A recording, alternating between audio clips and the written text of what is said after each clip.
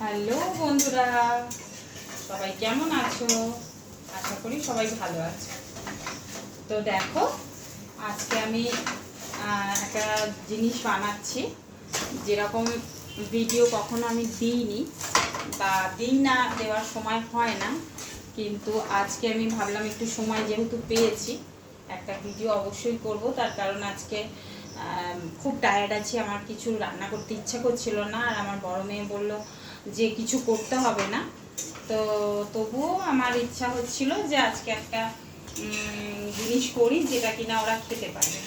তো গোলা রুটিটা সিম্পলের মধ্যে করব বলে ভেবেছি, কিন্তু তার মধ্যে একটু কাঁচা লঙ্কা, একটু গোলমরিচ আর একটু নুন দিয়ে ভালো করে ফেটিয়ে একটা গোলা রুটি তৈরি করছিলাম। ওই গোলা রুটিটা মানে একটু গোলা রুটিটার মধ্যে একটু ঝাল ঝাল থাকলে আমার মেয়েরা খেয়ে নেয়, তো সেই জন্য ঠিক আছে।